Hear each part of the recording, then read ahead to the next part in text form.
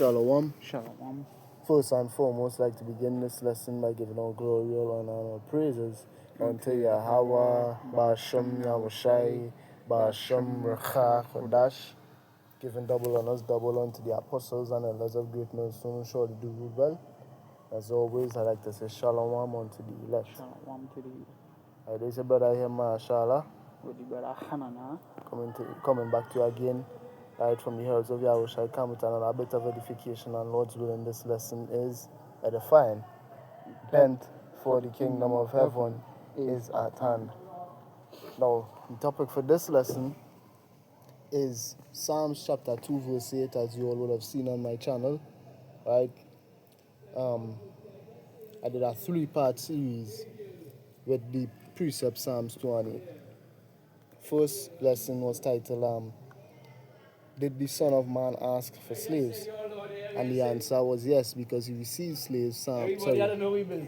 Revelation chapter 2 verse 27.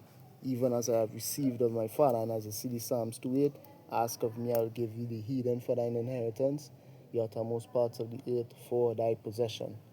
Right, then I would have went into in the part 2 would have discussed, right, why did the Son of Man want slaves?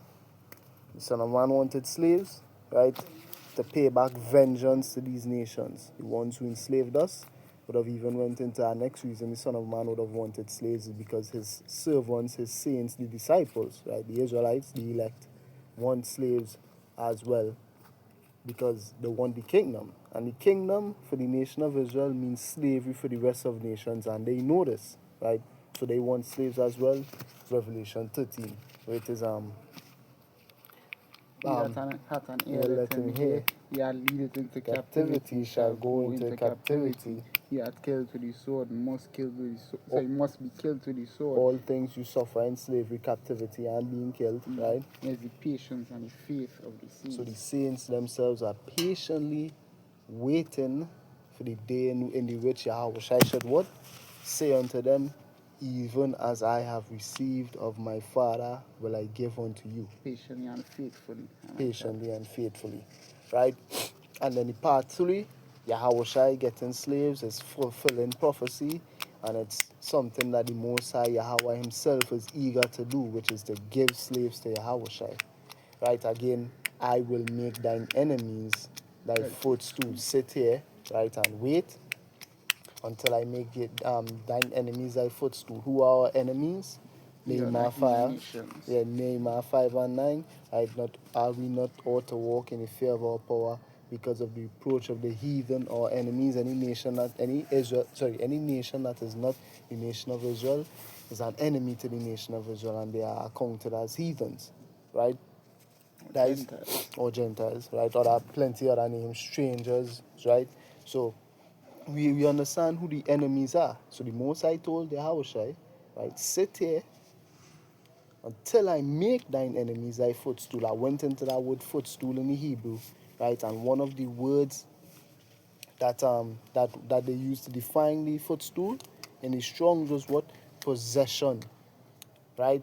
So sit here until I make thine enemies the heathens thy footstool, thy possession. If you possess a man, it's to what end?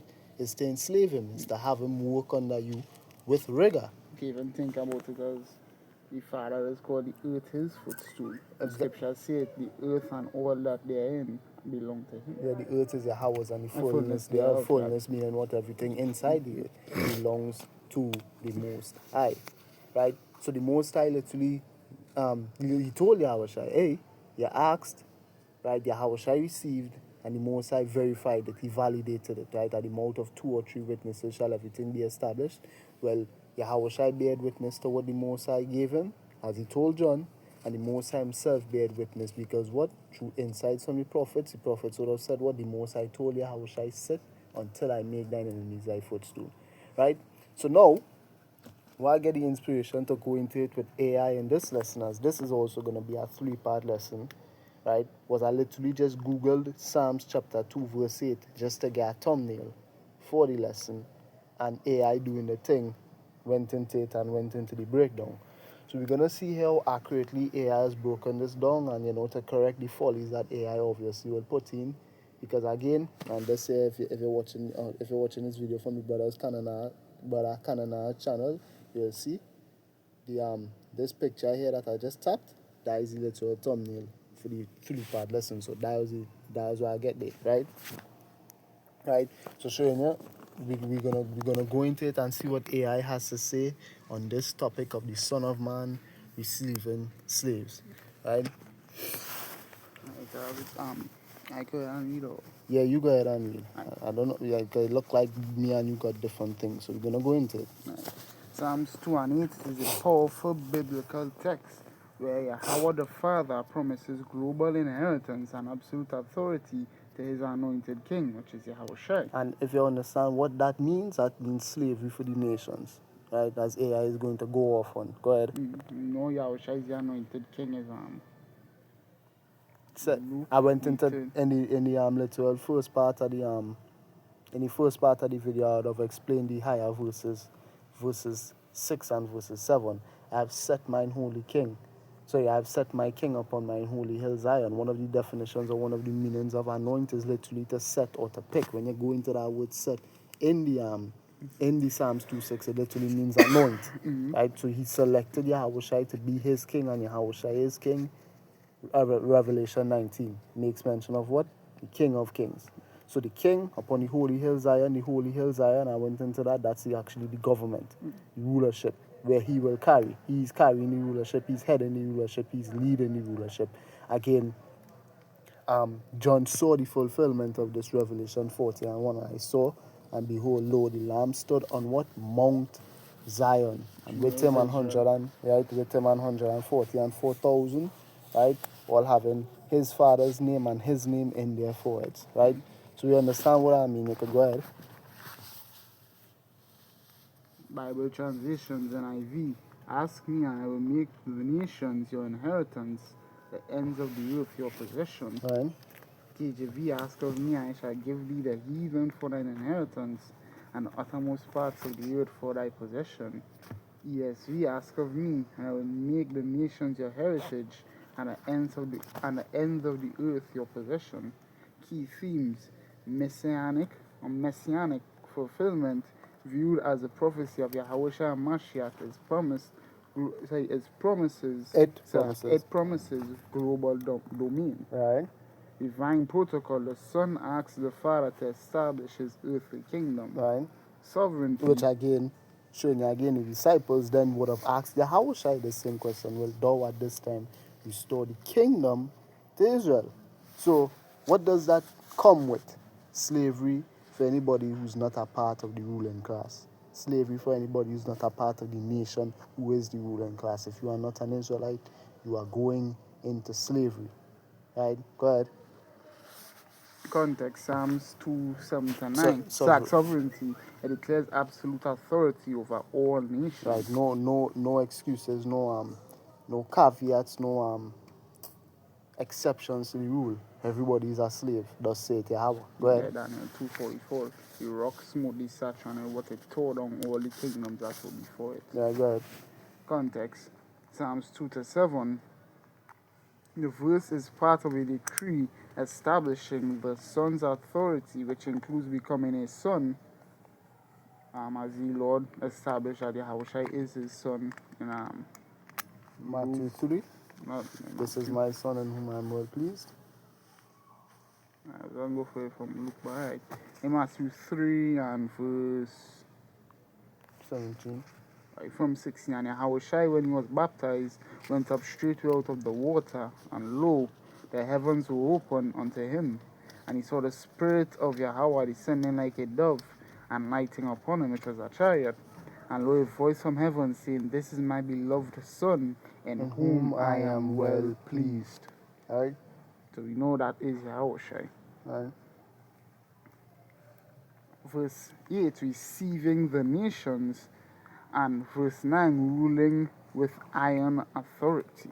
Well, would you like to explore historical commentary on this chapter or its application in prayer and missionary work? But what I want to explore is, what does it mean to rule with iron authority?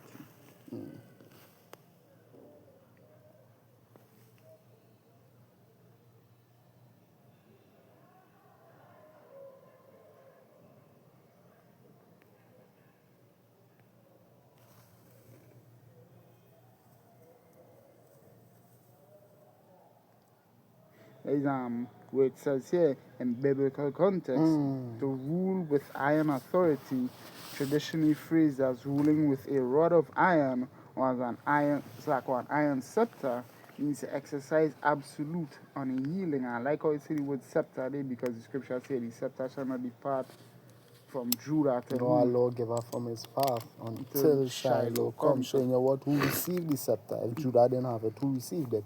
Yahweh himself. He's now the ruler of all the rulers. Go ahead. Unyielding and unbreakable sovereignty that cannot be resisted.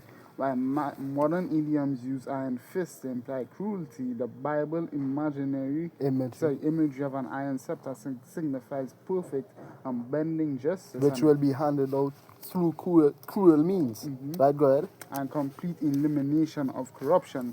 If we go according to the Bible say an eye for an eye, a tooth for a tooth, life for life.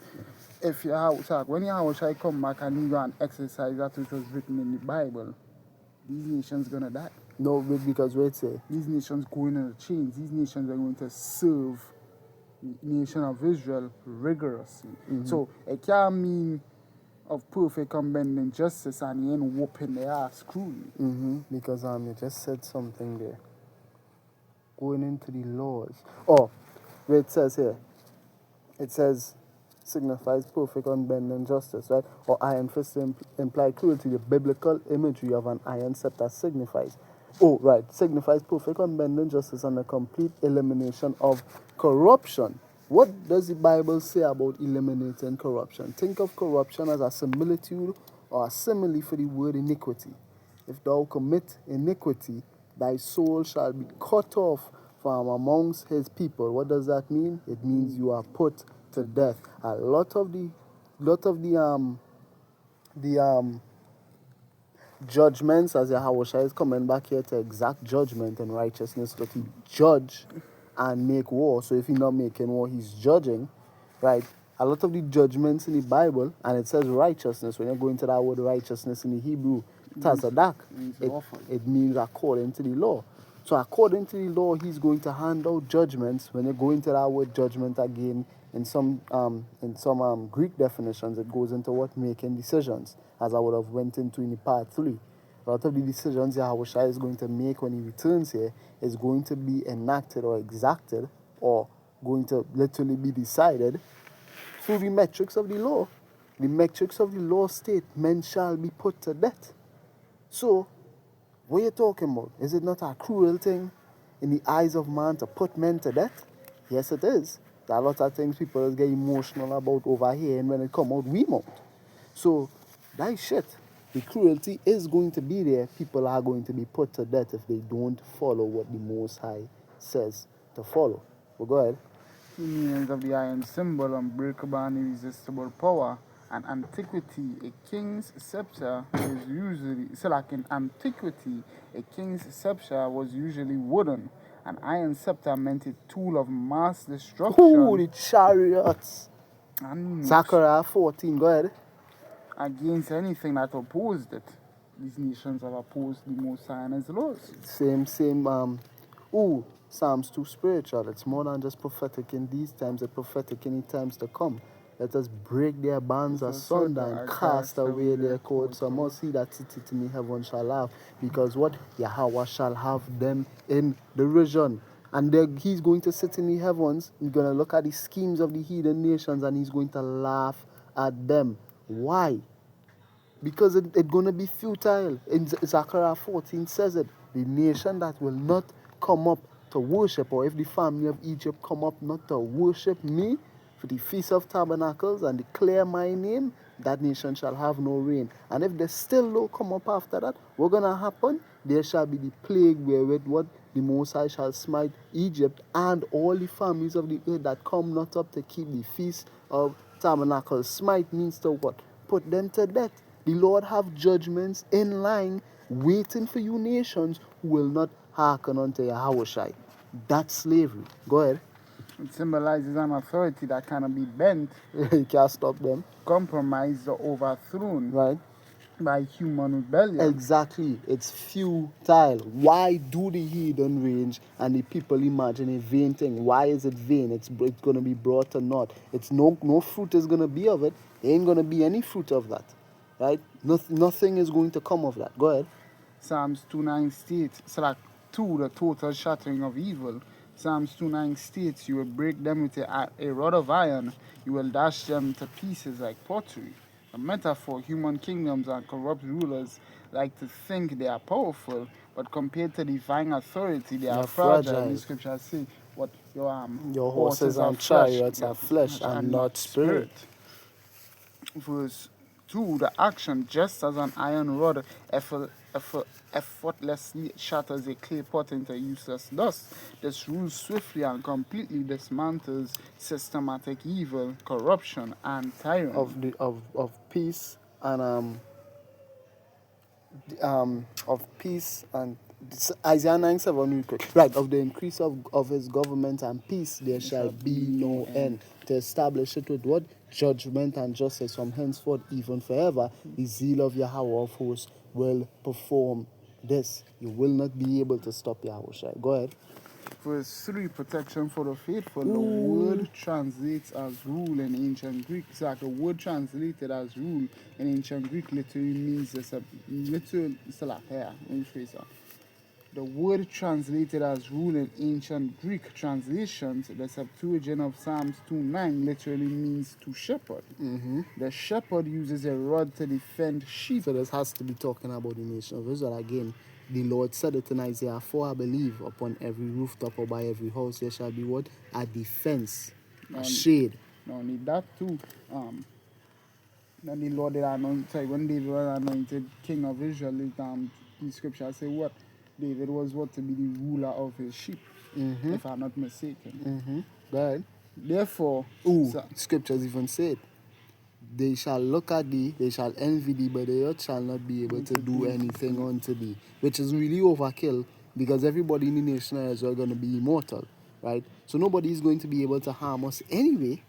But what even going to have a chariot by a house anyway? Is overkill. The Lord is showing these heathens, I am the true power, and you can't move or come against me. Yeah, go ahead.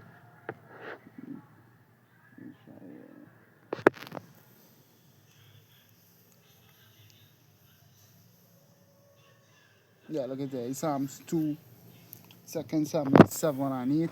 Now therefore so shall thou say unto my servant David, thus saith Yahweh Ba'ashem Yeshav hosts, I took thee from the sheepcote, from following the sheep, to be ruler over my people, over Israel. Right, so he was a shepherd over sheep, then he became a shepherd over men.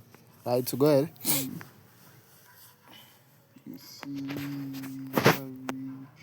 shepherd uses a rod to defend sheep. Therefore, this rule is a double-edged sword. It means utter destruction for wolves, oppressive forces, the nations, but absolute protection and peace for the helpless. Which is what? Israel. Go ahead. The New Testament connections. This exact imagery is picked up from the book of Revelation to describe the return of Yahushua and Mashiach. Revelation 12:5. Right, he brought forth that man-child who was to rule all nations with a rod of iron, and he was caught up unto power unto his throne. And Revelation 19 and 15. Right. Get that real quick.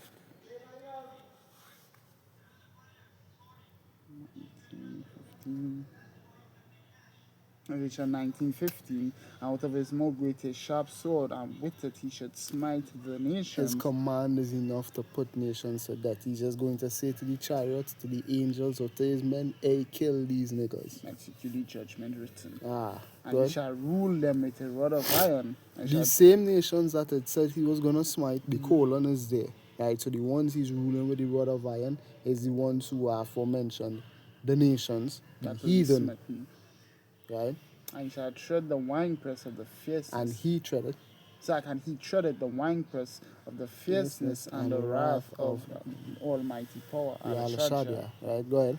And he had on his vest and his thigh a name written, King of Kings and Lord of Lords. Go ahead. No thing. Go back. And Revelation 2:26 to 27. And a surprising twist here. Yahushua promises that overcomers who stay faithful will share in this exact same iron authority to govern alongside him, right?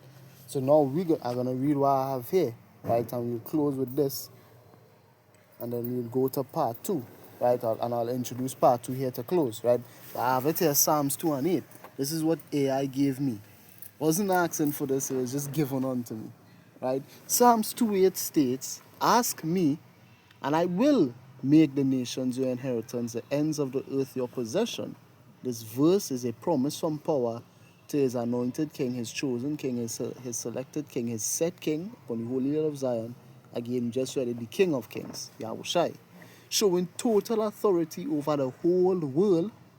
You can read different versions on Bible Gateway, Bible translations, various versions including KJV, NIV, and NLT, conveys power's promise to grant the Messiah authority over all nations and the ends of the earth.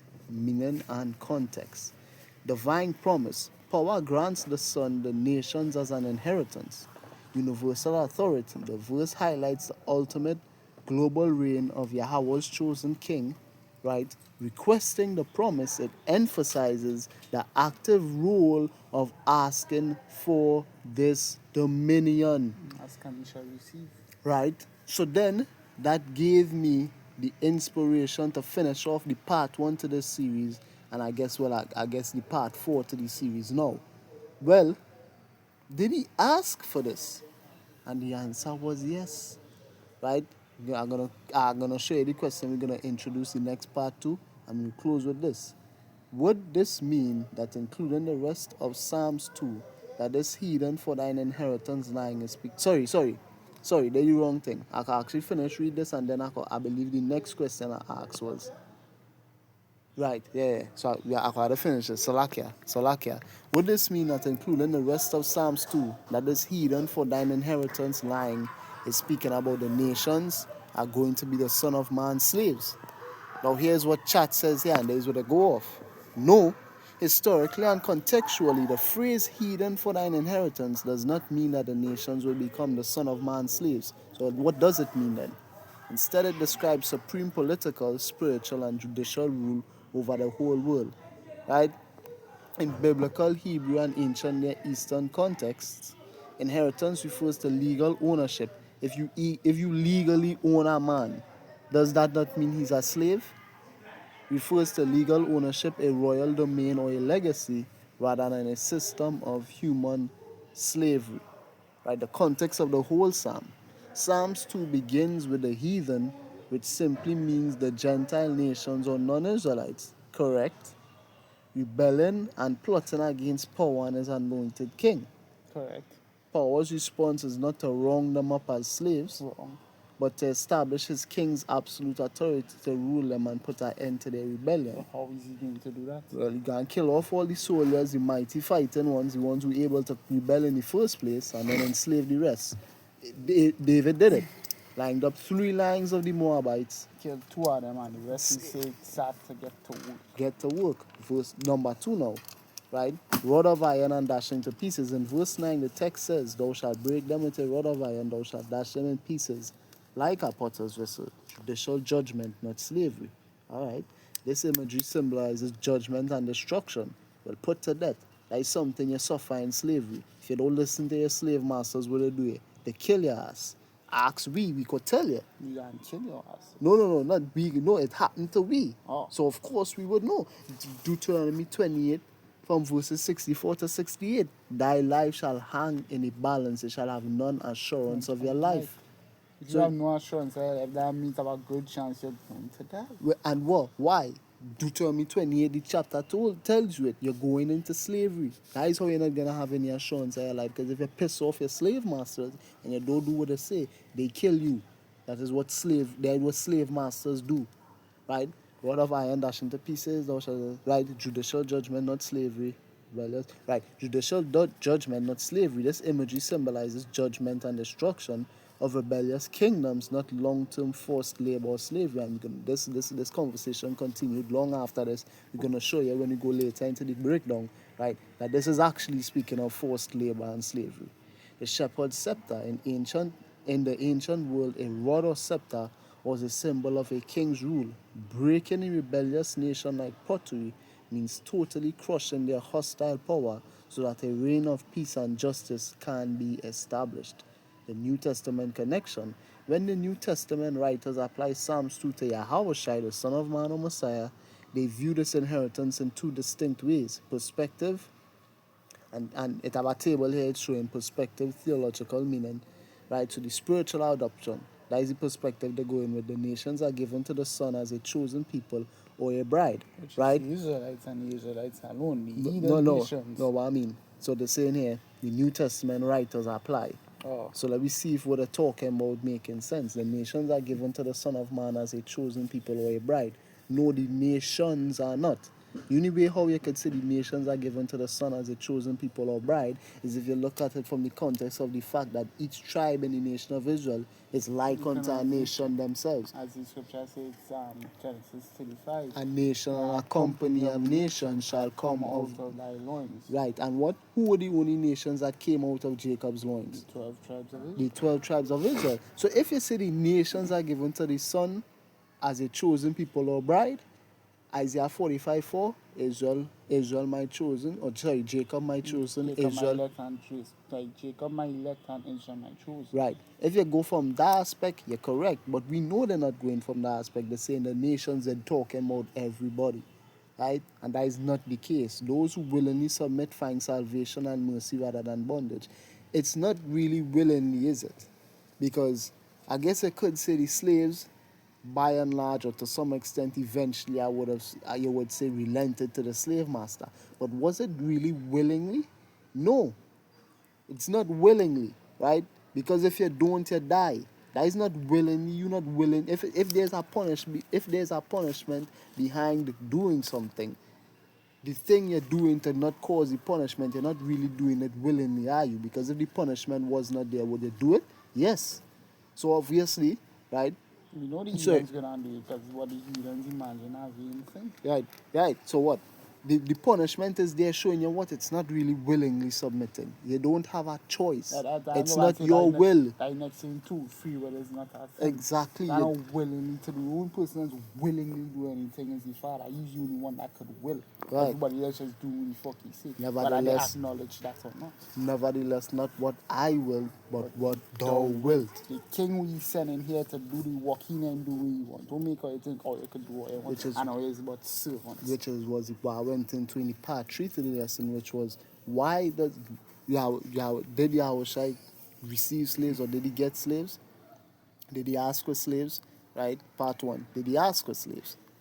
Part 2. Well, why is he asking for slaves? He wanted slaves. Right? The disciples wanted slaves. But part 3 was the real kicker. He has no choice but to enslave these nations. It's written in prophecy. Who else is going to do it? Who else is going to exact the wrath and the vengeance of the Almighty God unto these men, these ungodly men, if not him? And he's the man whom the Most High had ordained and chosen to do such things. Scripture also says to what? Lo, I come in the volume of the book. It is written of me to do thy will. I delight to do thy will. O my power, thy law is within mine heart. In the scriptures it is written, he must enslave the nations. Gone. He will and must. His men will and must enslave the nations. The whole tribes of Israel, by and large, will enslave the nations. Right. Sovereign Like rule. we Sorry. can receive one nation so bad we can do away with them after. Yep. So now here, sovereign rule, right? Perspective. For the nations that actively oppose power, the Son exercises absolute, ultimate governance to enforce justice, right? Rather than, how they close off, rather than depicting a master-slave dynamic, the final verse of Psalms 2 actually offers an amnesty or warning to the rulers of the earth. Well, who's the real rulers of the earth? So, I just want to look up that word real quick. Say Amnesty? Master. No, master. Yeah.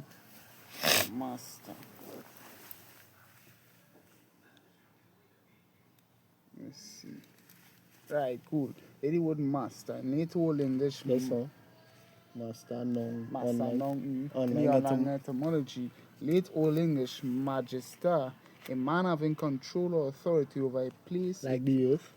A teacher, a tutor of children. From Latin, magister.